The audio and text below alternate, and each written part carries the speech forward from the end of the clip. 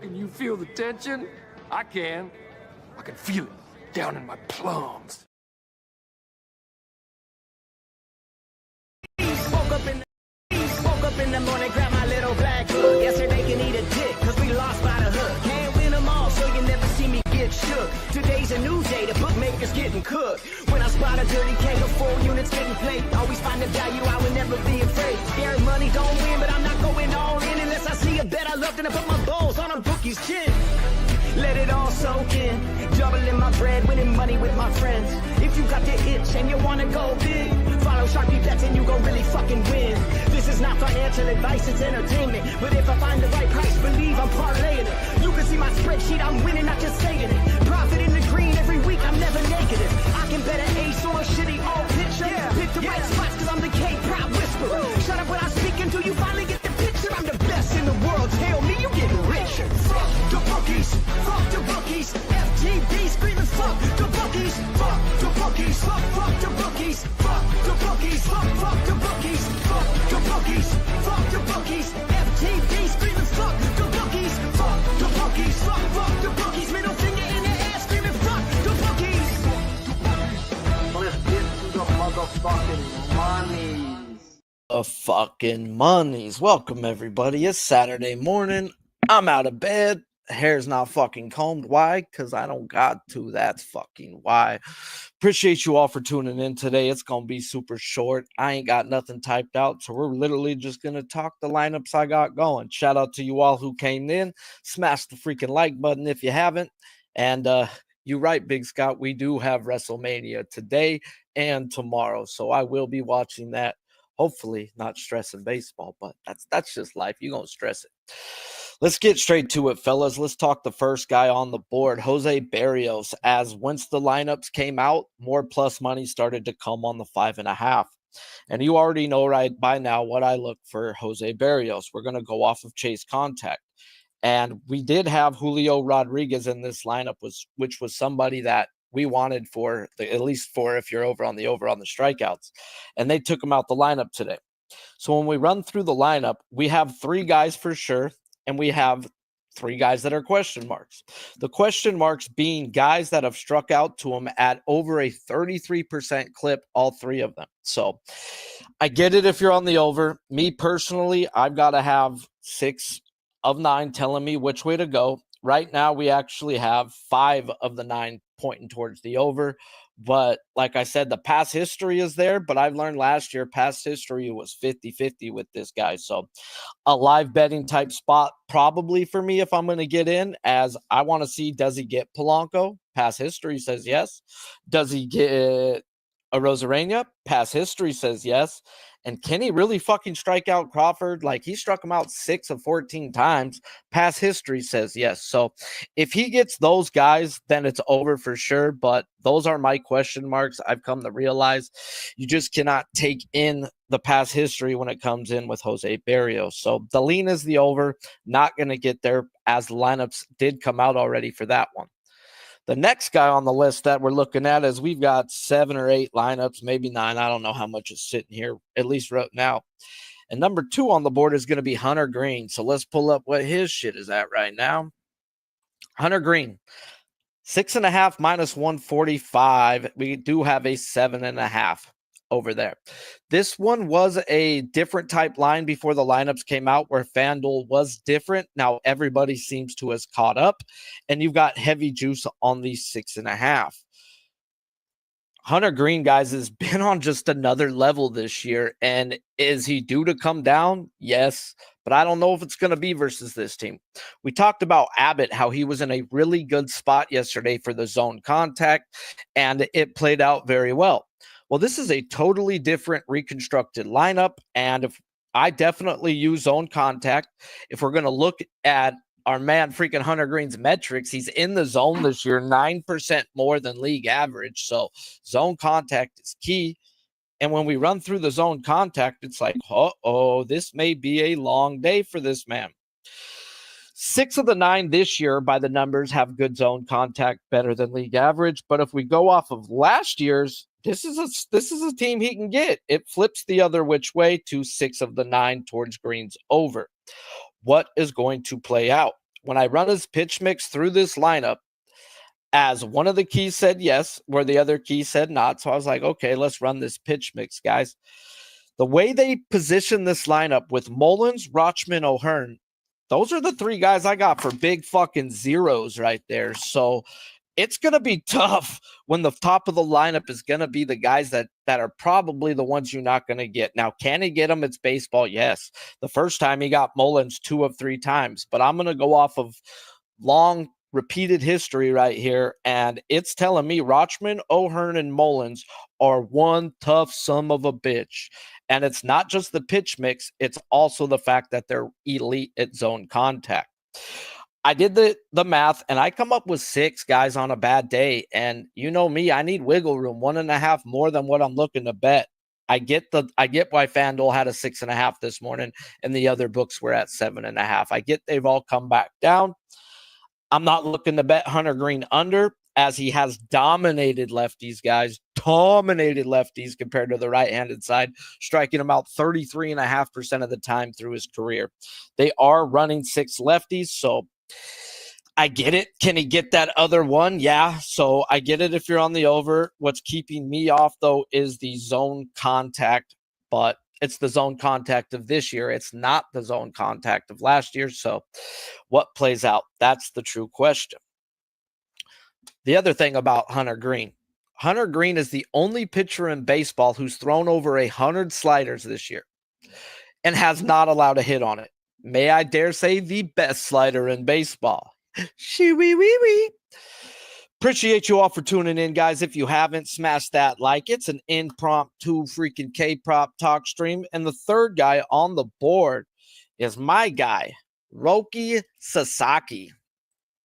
And right now, we do have different lines. And if you have been paying attention, FanDuel is right 70% or more of the time. Yesterday, FanDuel had a different number on Yoshi. What did Yoshi do? He put his nuts down on their chin and went balls deep to their esophagus. So what I'm getting at right here, guys, with Roki is if you know my rules, or at least if you heard of my rules, you know I cannot back a pitcher the next day after a guy has a career day. It just is what it is. Life's a bitch and you marry one, and I've happened to marry 2. Yoshi went out there with a 10-pack yesterday, and that will keep me from even breaking down Roki today. It's just as simple as that. Then we go to the 4th guy on the board, guys, and that is going to be Kodai fucking Senga versus the Cardinals. Kodai, or how do you got to spell his name right? His prop right now, we got 5.5. Pretty much across the board, anywhere from -110 to 135 or 133 if you got to fuck with Caesars. And I'm going to tell you guys, I think this is a very tough matchup for Kodai Senga. When we go by Kodai Senga's metrics, and what I've always used is the zone contact. That's been where he's league average or been worse than league average throughout his short time in his career in the big leagues. And when we run this lineup for zone contact, be it last year, we have 6 of the 9 pointing to the under. And if we're going to go off this year's zone contact, we have 5 of the 9. That's enough right there to keep me off from even looking at his K-prop. I mean, from going through his pitch mix, guys. You've got to pass the key before I open up and dig into it, guys. So we've been hitting freaking hot over the last week for a reason, and it's because we're listening to the keys, and then we're doing the math on the whiff. So Kodai Senga is a complete stay off for me right here. If anything, I'd actually bet it under, but I'm not really an under better. I don't like betting fucking unders. Every time I bet an under, it fucking pisses me off. So I'm just going to leave it be. I know when to stay off my guys. I'm not going to say all the time, but if we run through all the guys I capped yesterday, let's see. Abbott, I said over. Yoshi lean was over. Peralta's lean I didn't talk about, but the under says under. Peralta didn't come close. I just know the keys, guys, and there was no chase in that lineup for the A's, and that's what Freddie Peralta needs. Just like this man, Kodai, seems to need zone contact, and that's enough with the amount of zone contact in this lineup to keep me off. The 5th guy on the board, dude, we're just humming through it, guys. I ain't got nothing typed out. I'm literally reading you my notes off of what I've done and the work I've done today, and we're on this page. Sucker. The next guy on the board is going to be Paul Skeens.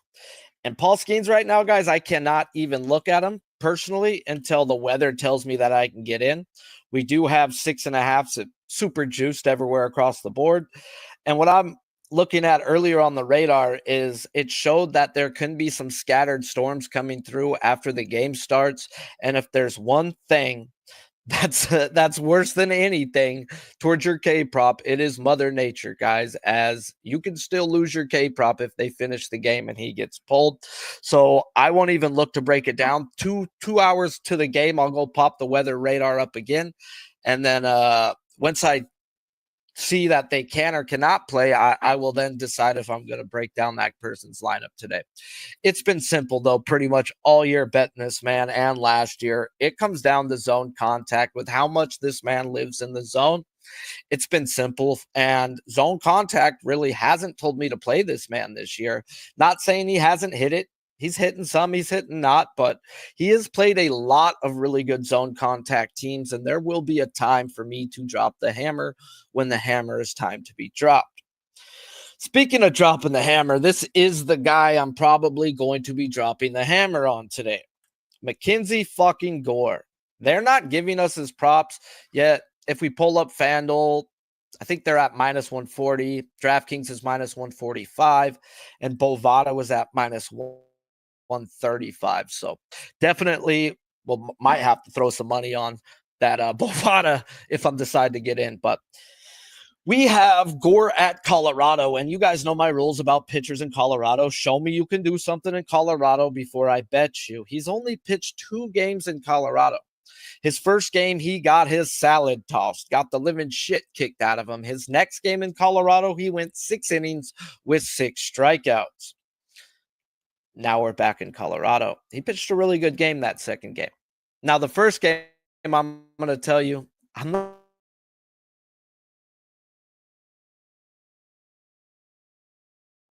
And that's a no-no. So if you're going to get clapped by him for one, I'm not going to look to bet you the next time. You know, I'm going to see what's going on. But then what else are we going to do here, guys? Mackenzie Gore was drafted by the Padres, brought up, highly touted. I grew up in San Diego. I've seen this guy pitch. I knew the steam and everything coming. At the end of his first year, this fucker hit a wall, velo drop, spin drop. This dude just wasn't the same guy. That's when he faced Colorado the very first time, was at the end of the year. I keep notes, guys. I can go back through my books. I knew when his velo and spin dropped, he was then fadeable, and that's okay. His velo and spin is just fine right now. And when I look for metrics, guys, with Gore, it's simple. If you want to chase versus the upper echelon chase contact that this man brings to the board, you're in for a long fucking day. Also in Colorado, guys, you're going to want to look to see what pitches play, what pitches don't. And if you throw a 12-6 curveball, that is not the pitch you want to throw there. Now, Mackenzie Gore does throw a curveball, but it is not his out pitch. It is least used pitch for his out. His slider and his changeup are his out pitches. Slider to lefties, changeup to righties with the slider as well.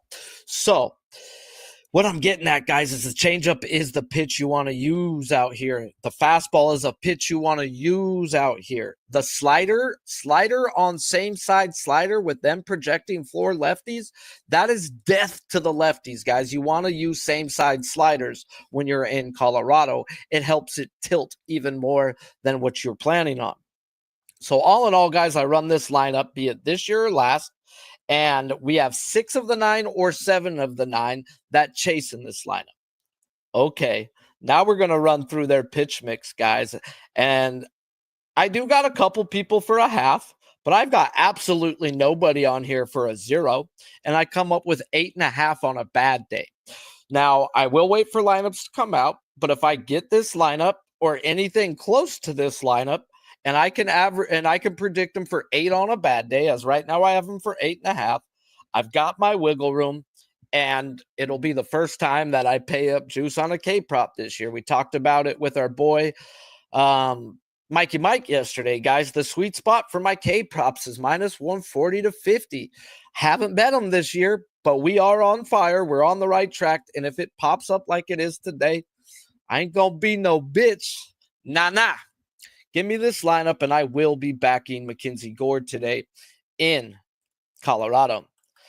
The next guy that I was looking to back, guys, is Shane Baz, who's just been on another level this year. Now, don't get me wrong.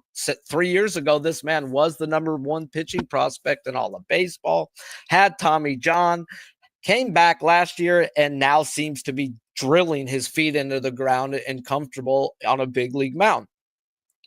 So when we go through and we look at his metrics, guys, his chase is not good at all.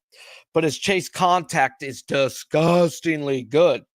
So if we run this lineup on chase, there's 6 of the 9 that are league average of worse, be it this year or last year, that are projected that chase more than league average. Now, we also have a guy who pounds the zone this year more than he's ever have. And if we're going to look at the zone contact, last year, 7 of the 9 were worse than league average at zone contact, where this year, 5 of the 9 are worse than league contact, or 6 of the 9 are worse than zone contact this year. So the metrics say we can go into the pitch mix, guys. And when I run through this pitch mix, there's some problems, guys, as I do see some trouble. Rice and Judge just don't chase, and they do whiff to his pitch mix. So if he pounds the zone like he's been pounding, he can get them. All in all, guys, I come up with 6.5 on a bad day, and that's where they have them. They have them at 6.5. There is no wiggle room. So unless they do something drastic to a lineup, as it could be moving day in this series, I haven't checked, then I'll just be leaving Baz alone. But the last 2 days, I have definitely picked on the Yankees. Taj was humming through 2, just sat too long the third inning. 30, 40-minute waits are not good when your pitcher's on. When your pitcher's off, yeah, let him figure it out and fun. But when he's on, no good. I picked him on him with Rasmussen yesterday. We got there. So Shane Baz, it's either over or nothing, but I have them right at the number they have them, and I'm content just letting those ones be. Now, the last guy we're going to talk about is a guy who, if you read the reports, is so frustrated he could bang his head on the wall. He's never been so frustrated that in his whole pitching career. And I'm talking about Christopher Allen Sale. It is Chris Sale Day, fellas. And if we look at his props, look at there. Finally, they come. At first, it's been FanDuel 7.5. Everyone else was super juice on the 6.5, which tells us a sign. It's either over or nothing, as at least FanDuel understands what's going on. And when we go look through these metrics, is anything wrong with Chris Sale? No. Fastball's fine, changeup's fine, slider's fine. Metrics are fine, guys. But it's time, as the key has always been a bonus with this man. And the key with him is zone swing percentage. If you're going to take pitches versus a man who lives in a zone, good fucking luck. And what we get, guys, is last year, 5 of the 9 projected batters took pitches. Well, 5 of the 8, granted, one's a kid in this lineup who has barely anything. If we go by this year, it's the same thing. 5 of the 8 take pitches. Nah. You do not want to do this versus this man. So we run through the pitch mix, guys, and this is what I mean about the key overriding the pitch mix is Carlos Correa doesn't whiff at a fastball, doesn't whiff at a slider, and doesn't whiff at a changeup. All 3 pitches that Chris Sale throws. Then why the fuck does he strike out 8 of 33 at bats? That's a little bit more than 26% of the time. Why? Because he takes pitches, and you cannot go down 0-2 to this fucking man. So taking in that with his pitch mix, guys, I come up with 9.75 on a bad day. I am going to be riding me some Chris Sale today. If this is the lineup we get, we have the wriggle room I want, and it is what it is. It's time to back me some Chris Sale. Now, his velo has been down his first few starts. Last start, he averaged 96 plus, and that's what I expect. A very frustrated and angry Chris Sale, where his stuff's still playing, man. Sometimes it's just bad matchups. Sometimes. And when you live in a zone like that, it can happen to you. Now, one thing that I slept on, but I listened to these games, guys, and I slept on it with Raggins, is since this year started, guys, they haven't seen no starting pitcher from the left side besides Raggin that I'd bet on, and they are the worst strikeout percentage to left-handed pitching. They're not hitting them from the left side for the life of them. And Raggins went out there and 11-packed their asses because of that. This will be the second dog they've seen this year, and I expect this dog to be gnawing at the bits, guys, and this is the team to take advantage of. So with the lineups coming out, guys, I will be looking to bet Gore 6.5 and Sales 7.5, as the wiggle room right now is there, and I want to take advantage of those two spots. Appreciate you guys all for tuning in for this impromptu live stream, as that is all I have to say, my friends. May God still bless us. Happy Easter to all you guys. Hope you had a good Friday yesterday. And until next time, let's just keep the fucking ball rolling. Rolling. Can you feel the tension? I can. I can feel it down in my plum. Buy a boy a baseball, get him outside, get his hands dirty, take a little time. Give a boy a Bible, teach him how to pray. Thank the good Lord at the end of the day. Wake him up early, teach him how to work, spend his own money, show him what it's worth, yeah. He's gonna know it all, he'll slip and he'll fall, he'll pick himself up, amen. Yes sir, yes ma'am, show him how to be a man, so one of these days he can.